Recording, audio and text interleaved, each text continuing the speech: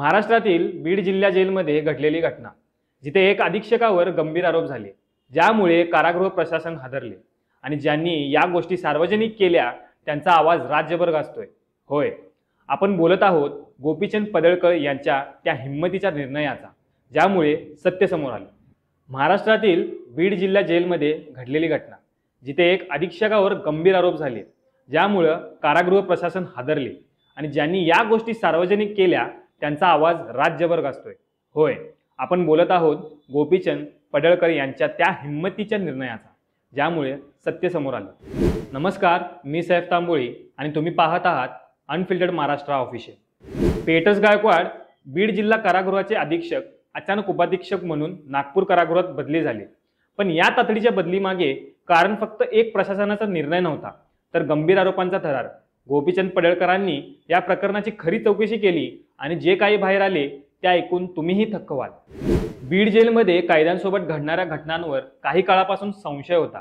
गोपीचंद पडळकर यांनी विविध माध्यमांवर आरोप मांडले की जेल अधीक्षक पेटर्स गायकवाड यांनी कैद्यांना धर्मांतर करण्याचा दबाव दिला, बायबलमधील श्लोक लिहायला लावले, राष्ट्रीय प्रतीके हटवले आणि काही कैद्यांवर मारहाण देखील केली। हीच घटना प्रशासनाकडे पोहोचली आणि त्यावर चर्चा सुरू झाली। अनेक सामाजिक कार्यकर्त्यांनी आणि राजकीय नेत्यांनी देखील या घटनेवर आपली चिंता व्यक्त केली। पण गोपीचंद पडळकर हे पहिले आहेत ज्यांनी धैर्याने या प्रकरणाचा बाहेर प्रकाश केला।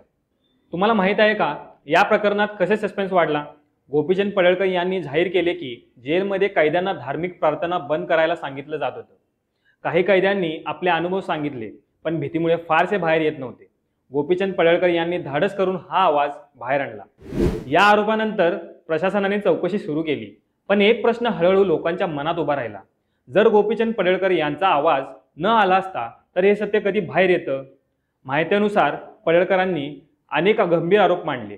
कैद्यांना मारहाण केली जात होती, मानसिक त्रास दिला जात होता आणि त्यांना आपले धर्म बदलण्यास भाग पाडले जात होते।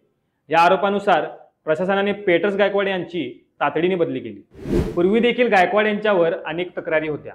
जळगाव येथे एसपी म्हणून कार्यरत असताना काही गंभीर चुका झाल्या होत्या, ज्याची चौकशी झाली होती। पण गोपीचंद पडळकर यांनी धैर्याने या प्रकरणावर लक्ष दिले आणि सत्य बाहेर आणले। राजकीय आणि प्रशासकीय वर्तुळात आता जोरदार चर्चा सुरू आहे। लोक विचार करत आहेत, प्रशासनाने हे पाऊल का उचलले? पण पडळकर यांचा आवाज हे दाखवतो की जर एखादी व्यक्ती धैर्याने उभी राहिली नाही तर सत्य कधी समोर येत नाही।